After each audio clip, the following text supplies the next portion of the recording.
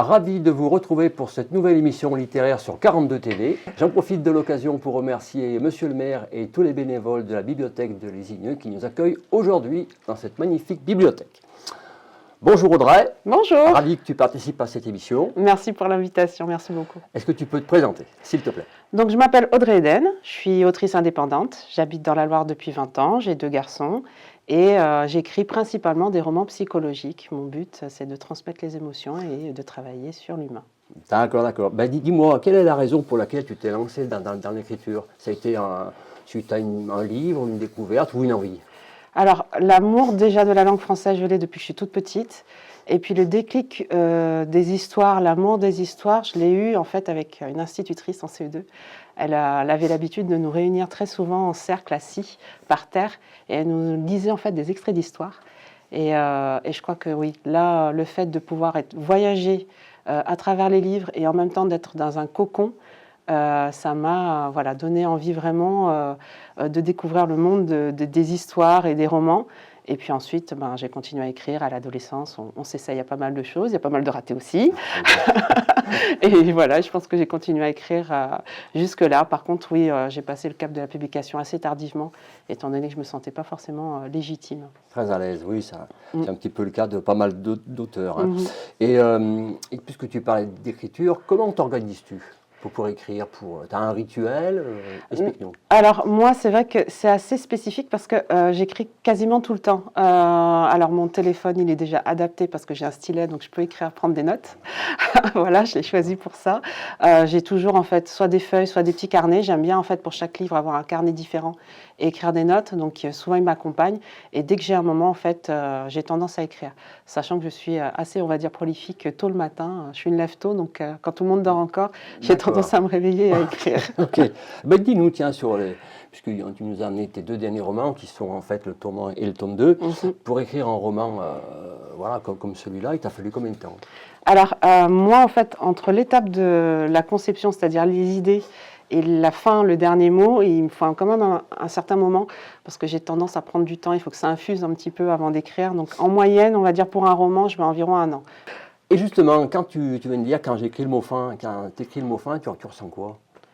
Est-ce que tu as une émotion particulière? Ouais, c'est plutôt un mélange, en fait, on va dire, d'émotions. D'un côté, il y a l'apaisement, parce qu'on est heureux d'avoir fini, d'être arrivé au bout. Il y a l'excitation aussi, parce que on se dit qu'il y a les étapes suivantes, le fait de faire découvrir.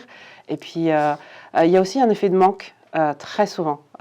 J'ai tendance, je pense comme plusieurs auteurs, j'ai tendance à m'attacher énormément en fait à mes personnages et c'est vrai que parfois c'est pas évident, même si on sait qu'ils nous accompagnent toute notre vie, mais... Voilà, d'accord.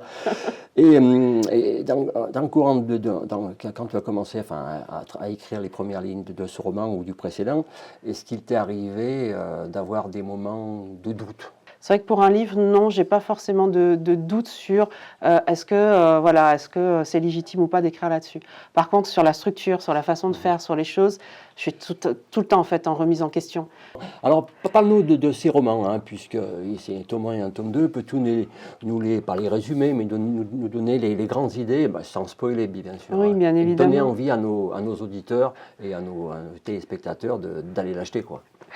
Il s'agit en fait d'une trilogie. Donc le 3e tome sortira normalement en 2026. Donc il s'agit de thriller psychologique. Donc le 1er tome, mon héroïne Alpha présente une jeune fille, Nevada, qui est adolescente et en fait il y a une série d'enlèvements et sa vie en fait va basculer par rapport à cette série d'enlèvements. Et donc on va suivre justement ce personnage par rapport à tout ça. Et le tome 2 en fait c'est une suite justement encore plus psychologique que la première, même si la première, on est aussi pas mal dans l'action. Elle est en train de se reconstruire, elle a vécu pas mal de choses, elle essaie en fait de retrouver une identité, parce qu'elle a changé en fait d'identité dans le 2e tome, et on va voir en fait que le passé ne s'oublie pas aussi facilement. Donc j'essaye en fait à travers ces ces romans, ces livres, d'explorer les failles, en fait, la fragilité humaine, là où c'est compliqué. Le sujet est assez vaste.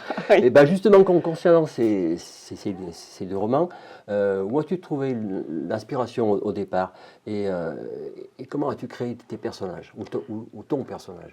Alors, c'est vrai que ça peut paraître un peu étrange. Il y a certains lecteurs qui m'ont demandé justement comment j'avais fait pour arriver à faire des choses parfois aussi sombres. Je me suis dit, c'est vrai que dans la société dans laquelle on vit, que ce soit aujourd'hui ou même hier, on est capable du meilleur comme du pire. L'être humain en soi est capable du meilleur comme du pire. Qu'est-ce qui fait qu'une personne arrive à basculer d'un côté ou de l'autre? Et c'est ça en fait que j'ai eu envie d'explorer. Et si on parlait des lieux, ces deux romans, ils se déroulent où?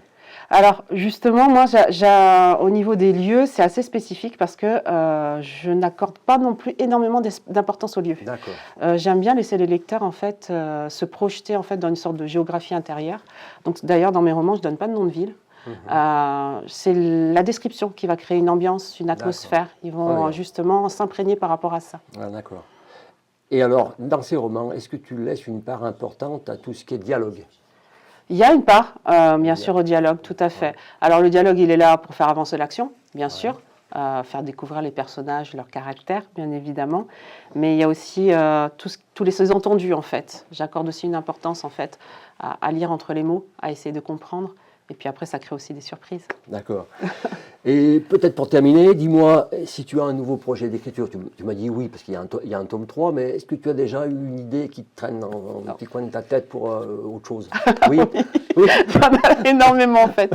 Parfois, j'ai même plusieurs projets en parallèle, et donc j'ai tendance à essayer de me freiner pour essayer vraiment de me concentrer sur un projet à la fois. Voilà, tout à fait. Moi, c'est vrai que je n'aime pas m'enfermer dans une case, et c'est ma particularité. J'écris vraiment dans des domaines totalement différents.